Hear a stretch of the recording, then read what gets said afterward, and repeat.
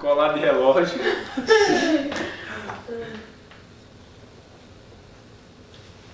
Deus é bom.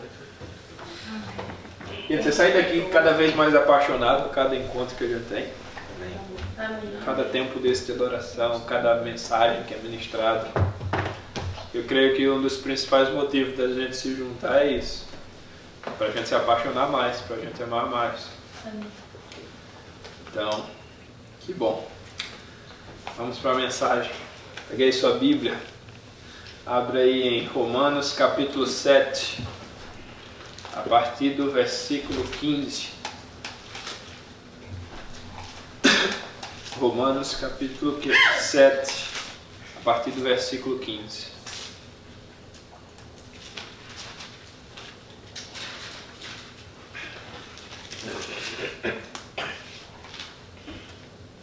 Amém? Amém. Isso aqui é uma declaração do apóstolo Paulo, um desabafo. Porque o que faço não aprovo. Pois o que quero, isso não faço. Mas o que aborreço, isso faço. E se faço o que não quero, consisto com a lei, que é boa. De maneira que agora já não sou eu que faço isto, mas o pecado que habita em mim. Porque eu sei que em mim, isto é, na minha carne, não habita bem algum. E com efeito, o querer está em mim, mas não consigo realizar o bem, porque não faço o bem que quero, mas o mal que eu não quero, esse eu faço. Ora, se eu faço o que não quero, já o não faço eu, mas o pecado que habita em mim. Acho então esta lei em mim, que quando quero fazer o bem, o mal está comigo. Porque segundo o homem interior, tenho prazer na lei de Deus, mas vejo nos meus membros outra lei, que batalha contra a lei do meu entendimento, e me prende debaixo da lei do pecado, que está nos meus membros. Miserável homem que eu sou, quem me livrará do corpo desta morte? Você começa a ler isso aqui e tem hora que parece meio confuso, né? Eu não faço o que eu quero, não faço o que eu faço, eu faço. Aquele meme da Nazaré. Os cabos. E fica um... Deixa eu resumir aqui a declaração de Paulo. Paulo aqui ele relata uma guerra. Uma guerra com o seu interior. Ele está falando assim, nossa, eu nasci de novo. Eu sou nova criatura, então o meu espírito, ele está querendo uma coisa. Mas o meu corpo está querendo outra. Então o meu espírito ele tem prazer na lei do Senhor. Mas o meu corpo tem prazer numa outra lei. E acaba que o que eu quero fazer, ou seja, o que o meu espírito está querendo, está pedindo, eu acabo não fazendo. Mas o que eu não quero fazer, que é o que a carne está gritando, muitas vezes eu acabo fazendo. Então Paulo ele se encontra que ele vai apresentando um estado de conflito, uma guerra. E essa é a mensagem, a série de mensagens que eu tenho ministrado aqui sobre guerras. Mas eu não podia passar por isso sem tocar nesse assunto. Eu preciso entender que guerra que eu luto. Eu sei que a Bíblia fala sobre lutarmos contra principados e potestades, mas você sabia que a principal guerra não é contra o externo, mas contra o interno. O título dessa mensagem é O Meu Maior Inimigo, eu. O meu maior inimigo sou eu mesmo. Paulo ele apresenta isso. Não era o diabo que estava querendo, lutando com ele ali. Ele mesmo. Era a carne. Você sabe que o ser humano ele tem uma tendência muito chata. É a tendência de não assumir as responsabilidades do erro ou das suas falhas. O ser humano tem uma tendência muito grande de culpar outros. Então ele fica sempre, nós sempre estamos buscando alguém ou algo para culpar. Você pode perceber que na maioria das vezes que você falha, Você tenta justificar o seu erro. E você vem com um monte de explicação. Eu cometi isso por causa disso, por causa daquilo. É isso, é aquilo. Mas não assume o erro. E o negócio fica ainda mais tenso. Porque que acontece? Nessa vida eu acabo culpando tudo e todos. E por isso eu acabo lutando contra tudo e contra todos. Menos contra mim mesmo. Menos contra aquele que deveria realmente, verdadeiramente ser derrotado. E o pior ainda fica quando eu me torno cristão. Quando eu passo a crer em Cristo e vou um pouco para a Bíblia, como muita gente conhece, quando eu viro crente, aí o crente arruma um outro alvo para culpar, que é o diabo. Ele pega e ele faz, o diabo, o inimigo fez isso, o inimigo fez aquilo, o diabo isso, o diabo aquilo. E eu geralmente brinco aqui, né? Que muitas vezes Satanás está olhando para a situação e está dizendo, rapaz, eu não tenho nada a ver com isso aí não. Dessa vez eu não fiz nada, nem joga a culpa para mim que não fui eu. A gente primeiro precisa entender, quando o assunto é assim, Satanás, ele já é um derrotado. Ele já foi derrotado por Cristo. Ele não age, não vence o ser humano onde nós não damos legalidade. Então a nossa guerra primária é contra nós mesmos. É contra a nossa carne. Existe um conflito entre carne e espírito. E aí tem aquela famosa pergunta, quem vence? A carne ou o espírito? Aquele que eu alimento mais. O que eu alimento mais é o que vai vencer essa batalha em mim. Se eu alimento mais minha carne, a carne vai vencer.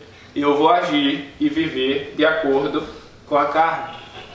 Se eu alimento o meu espírito, ele irá prevalecer a carne. E eu viverei pelo espírito.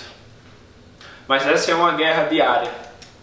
Não é uma guerra que você só luta uma vez e depois acaba. É uma guerra que você precisa se posicionar todos os dias. Você precisa alimentar seu espírito todos os dias. Você precisa dar lugar ao seu espírito todos os dias. E talvez você agora esteja se perguntando, mas como eu faço para vencer nessa guerra? A guerra do eu. Diariamente a gente está lutando contra quando se fala carne, o primeiro pensamento que vem é somente o desejo sexual, é a primeira coisa que vem. Mas não é só isso. Não se trata somente dessa área, ela é uma delas. Mas quando fala da carne, ele fala também que nós estamos lutando contra nossas próprias emoções, contra os nossos pensamentos enganosos e falhos.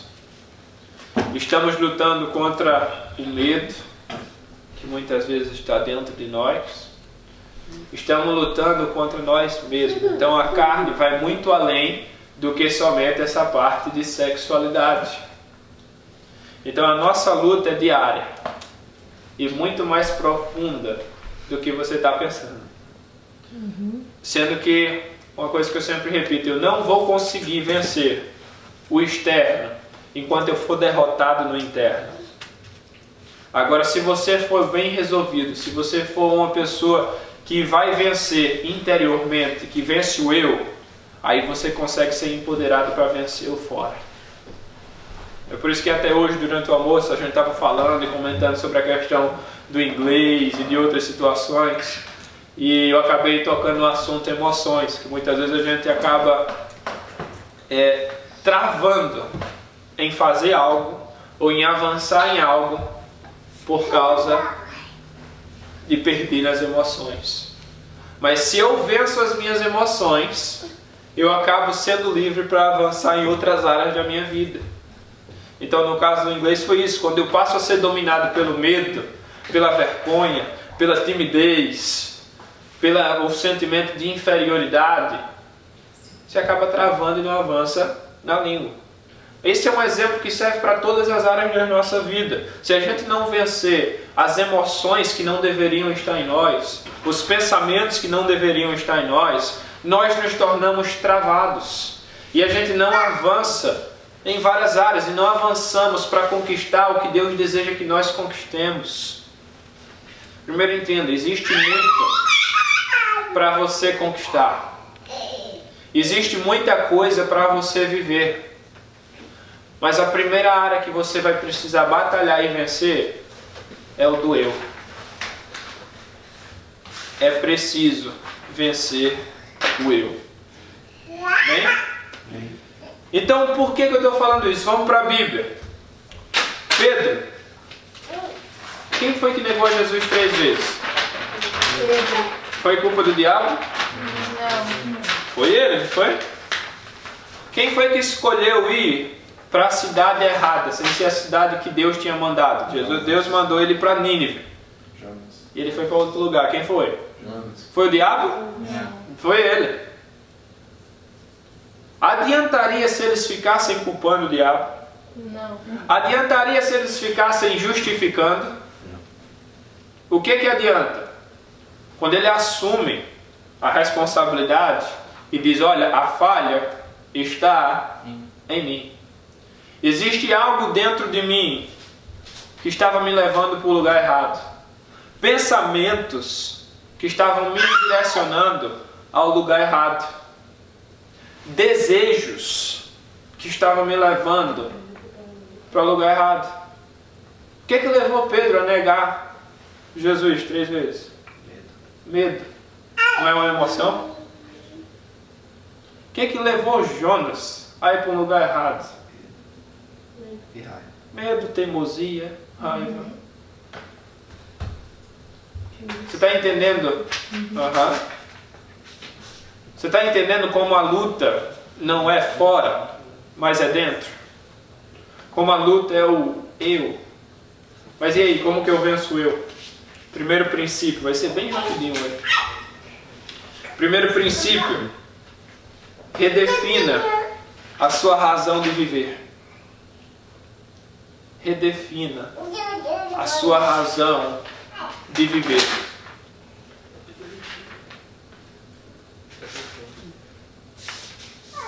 Gálatas capítulo 2, versículo 19. Porque eu, pela lei, estou morto, crucificado para viver para Deus. Porque eu, pela lei, estou morto para a lei, para viver para Deus. Você sabe qual que é o primeiro passo de decisão que eu preciso fazer para vencer o eu? Parar de viver para o eu. Não tem como você vencer o seu eu se você continua vivendo para ele. Se você escolhe as coisas de acordo com as suas próprias vontades, pensando sempre só no seu bem-estar, pensando só sempre no seu conforto, pensando sempre no que você gosta, você está sempre tentando agradar quem? O eu, você mesmo. Eu preciso mudar a razão. Eu não posso mais viver para mim mesmo. Eu não posso viver para o meu ego, para o meu orgulho. Eu não posso mais viver para isso. Eu preciso dar um ponto final para isso e dizer, a partir de agora, eu vou viver para Deus. O que é que Deus tem para mim? O que Ele deseja de mim? O que Ele espera de mim? Porque a partir de hoje eu vou viver para agradar a Ele. Eu vou investir o meu tempo para agradar a Ele. Eu vou fazer escolhas para agradar a Ele. Aí você vai encontrar cristãos que passam o tempo inteiro fazendo escolhas, investindo a sua vida inteira, preocupado de faltar isso, faltar aquilo, aí mergulha nas coisas desse mundo, faz os próprios planos e mergulha naqueles planos, e depois ele diz, eu sou cristão. O que faz de você um cristão ou um discípulo de Cristo não é, como eu sempre digo, não é só ir à igreja, é o seu estilo de vida. Hoje eu estava ministrando sobre isso, sobre ser discípulo de Jesus. Cara, ser discípulo de Jesus é viver como Jesus viveu. Eu não consigo imaginar um Jesus que investia todo o seu tempo e toda a sua vida nas coisas desse mundo. Que estivesse focado em dinheiro, focado em prazer, focado em ser bem sucedido, em bater meta, focado nessas coisas. Você consegue ver um Jesus assim? Então como é que eu posso viver desse jeito e me chamar discípulo de Cristo? Tem como? Porque isso aí é viver para o eu. É viver para o eu. Olha, o seu dia a dia, as suas escolhas, o seu tempo, revela para que você está vivendo. Revela para quem você está vivendo. Se você realmente está vivendo para Cristo ou se você está vivendo para você. Revela se você realmente está tentando agradar a Ele ou se você está tentando agradar você mesmo. É por isso que diariamente eu preciso reavaliar a minha agenda. Eu preciso reavaliar as minhas palavras, os meus pensamentos, os meus alvos. Aí o cristiano diz, meu alvo é Cristo. Você vai olhar a agenda dele, só tem coisa em relação a dinheiro, a carreira, a hobby, a lazer. E Jesus tem uma parte bem pequenininha naquilo ali. Isso quando tem. A minha agenda revela para quem que eu vivo. Para vencer o eu preciso deixar de viver para o eu. Não é verdade? Pare e pense. Quantas coisas você continua fazendo que só agrada a você, mas não agrada a Deus? Quantas coisas diariamente você tem focado, mas é só sobre você? E Jesus não tem um espaço naquilo ali. Não tem a ver com aquilo ali. O que você muitas vezes tem colocado no lugar de Deus? Você tem desejado e buscado mais do que a Ele. Esse é o tipo de coisa que você vai precisar rasgar ou ajustar na sua vida. Para que você possa vencer o eu.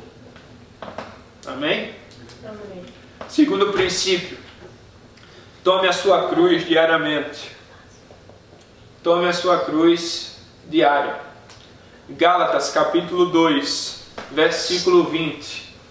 Já estou crucificado com Cristo e vivo não mais eu, mas Cristo vive em mim.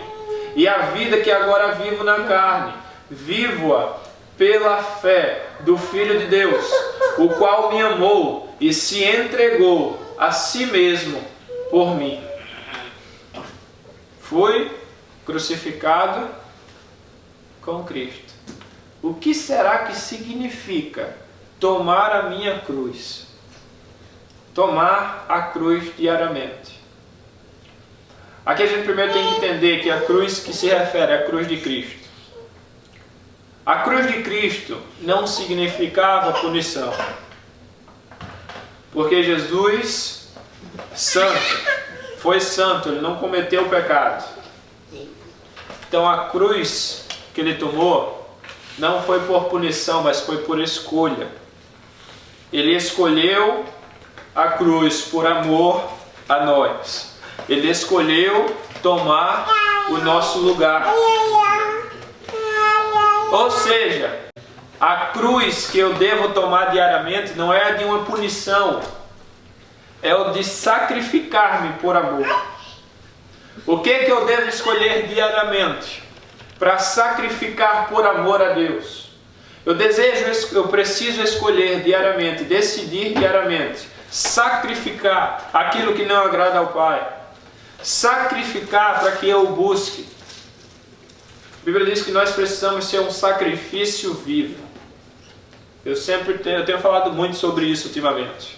O cristianismo muitas vezes, nos dias atuais, tem sido visto como algo somente lindo, bonito, prazeroso, confortável, da hora. É uma sensação boa que você tem durante a adoração, durante a igreja. E foca somente nessa parte, na parte bonita. Mas o Evangelho, o cristianismo, ele foi muito além disso. Ele é sobre a cruz, e a cruz revela também dor. Quais são os sacrifícios que eu tenho feito pelo cristianismo? Por Cristo. O que eu tenho sacrificado por Cristo? Se eu não preciso sacrificar nada, que tipo de cristianismo é esse que eu estou vivendo? Se não exige nada de mim. A vida como a de Cristo sempre vai exigir algo. Sempre vai pedir algo. E eu preciso estar todos os dias disponível para abrir mão desse algo. Você crê que Deus tem muito a nos entregar? Amém. Que Ele tem muito para nós.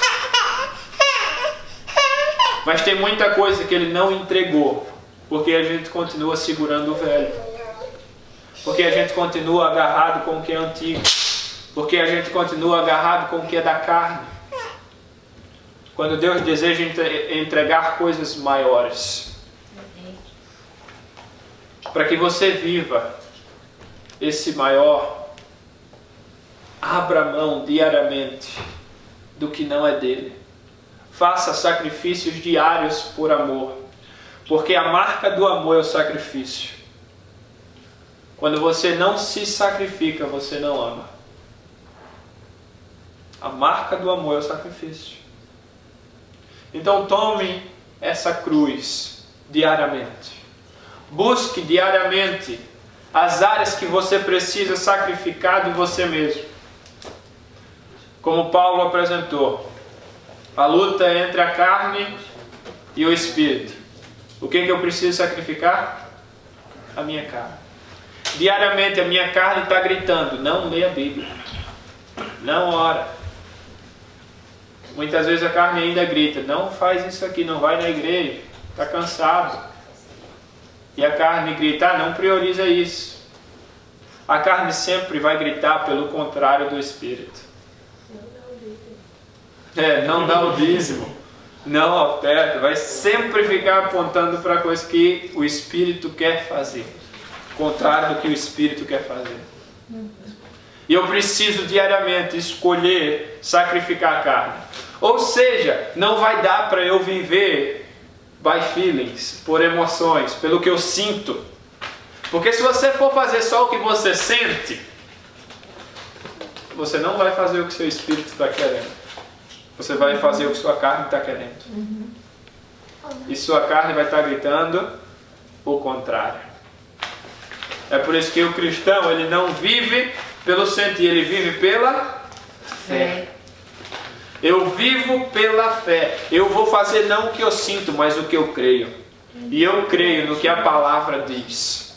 No entanto, para eu tomar a minha cruz diariamente, eu preciso exercitar a minha fé. Eu preciso dar passos que me tirem da minha zona de conforto. Passos que confrontem a minha carne. Sua carne não está querendo que você leia a Bíblia. Aí é que você, eu vou ler. A sua carne não está querendo que você ore. Aí é que você diz, eu vou orar. Sua carne não está querendo que você dizima, eu não vou nem só dizimar, eu vou também ofertar. Sua carne não está querendo que você sirva. Você vai tirar tempo e você vai servir pessoas. Sua carne está gritando, rapaz, você vai passar vergonha, não faz isso não. Aí você diz, pela fé, eu vou fazer. Eu vou orar com a pessoa, eu vou falar de Jesus. Eu vou levar a vencer a minha carne. Eu vou crucificar a minha carne. Amém? Amém. Então tome a sua cruz diária. Por amor, decida sacrificar. Decida sacrificar a sexualidade desenfreada, sacrificar o orgulho, sacrificar o egoísmo, a inveja, o ciúme. Sacrifique. Coloque tudo isso na cruz. Terceiro e último ponto. Escolha viver pela graça. Escolha viver pela graça. Ainda em Gálatas, no capítulo 2, agora o versículo 21. Não aniquilo a graça de Deus, porque se a justiça provém da lei, segue-se que Cristo morreu em vão. Deixa eu traduzir aqui o que ele está falando. Eu não posso aniquilar a graça, porque se justiça é feita pelos meus atos, Jesus Cristo morreu em vão. Eu não sou salvo pelas boas ações. Eu não vou para o céu por ser bonzinho. Se fosse assim, Jesus Cristo não precisava ir para a cruz. Eu conseguiria conquistar a salvação sozinho. Eu sou salvo pela graça. E eu preciso viver pela graça. Você sabe qual que é um grande problema do que é não viver pela graça? Muitas vezes o cristão ele está assim, nossa, eu não vou orar pela pessoa porque eu estou me sentindo tão sujo. Eu não li a Bíblia essa semana. Eu não orei essa semana, então eu não vou lá orar pela pessoa porque eu não estou preparado. Você sabe o que significa graça? Presente imerecido, é receber algo que eu não mereço. Viver pela graça é, eu vou viver além do que eu mereço. Eu não posso viver um cristianismo merocrático, colocando como se eu tivesse méritos, construindo méritos. Porque eu fiz isso, agora eu posso fazer isso. Não é bem assim. Eu preciso viver pela graça. Ou seja, até quando eu não conseguir fazer algo, mesmo assim eu ainda vou agir pela graça, sabendo que não é sobre mim. É sobre Cristo. É sobre o que Ele pagou por mim. É sobre o preço que foi pago por mim. Pelo poder e autoridade que me foi dado pelo nome dEle, pelo Espírito que habita em mim. Eu vou viver pela graça.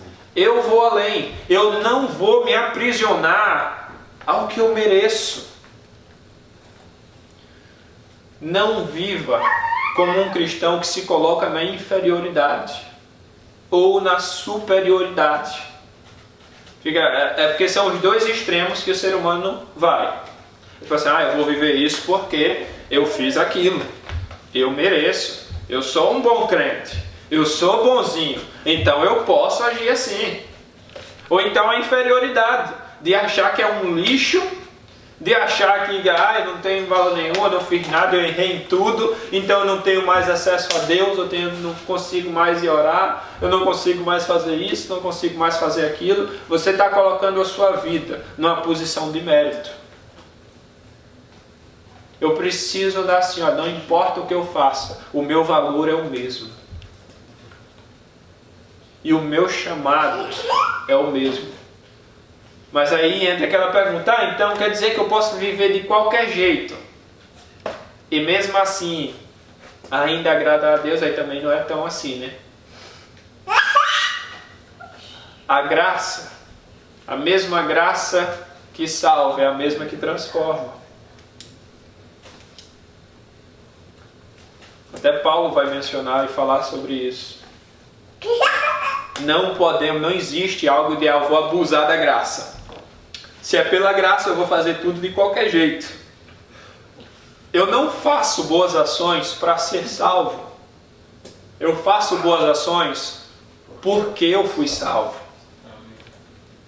Entendeu? Então não é por mérito, mas é um reflexo. Jesus Cristo me deu o que eu não mereço. No entanto, eu preciso dar o que outros também não merecem. Viver pela graça tem a ver não somente com o que eu recebo, mas também com o que eu dou. Muitas vezes a gente diz, eu quero viver pela graça, eu recebi algo de graça de Deus, mas eu só quero amar quem merece, eu só quero doar para quem é bonzinho, eu só quero servir quem pode me dar algo em troca. Isso não é viver pela graça. A graça que eu recebo, eu preciso dar. A Bíblia diz, o que foi te dado de graça você precisa dar. Se eu não posso viver por méritos, eu também não posso dar por méritos. Viver pela graça vai ser uma via de mão dupla. Eu recebo de graça e eu também dou de graça. Você quer viver de graça por essa semana? Você quer dar passos para que você viva pela graça? Procure alguém que não merece. Alguém que não pode te dar nada em troca. E abençoe essa pessoa. Com uma palavra, com um serviço, com um presente, com uma oferta. Agora também pensa, algo que você não se sente merecedor. E você essa semana vai dizer, eu não mereço. Mas eu posso viver isso por causa da graça. Você entendeu? Para que você viva pela graça. E ao mesmo tempo você vai dizer, eu vou conseguir vencer essas áreas da minha vida por causa da graça. A graça que te transforma. Então deixa isso bem guardado no seu coração e usa isso. Eu recebi de graça, eu vou dar de graça. Eu fui amado sem merecer. No entanto, eu preciso amar até aqueles que parecem não merecer. Até aqueles que me tiram do sério. Preciso amar. Então, fica esse desafio para você nessa semana. Redefina a sua razão de viver. Tome a sua cruz e viva pela graça. 3 coisas para você praticar essa semana. Amém. Amém? Deixa eu orar com você. Feche aí seus olhos, baixa a cabeça. Pai, o Senhor é bom o tempo todo. Nós te amamos por quem Tu és e por tudo que o Senhor já fez por nós e continua a fazer, Pai. Eu peço que essas palavras venham trabalhar no coração e mente de cada um, para que todos possam viver a vida da forma que o Senhor deseja que seja vivida. Então, que cada um possa ser verdadeiros discípulos do Senhor, serem ousados na obediência, possam cada um sacrificar-se por amor, entendendo o sacrifício que foi feito, para que possa te amar mais e amar as pessoas, vivendo pela graça, desfrutando dessa graça e dando dessa graça. Então, Pai, trabalha na vida de cada um, Senhor.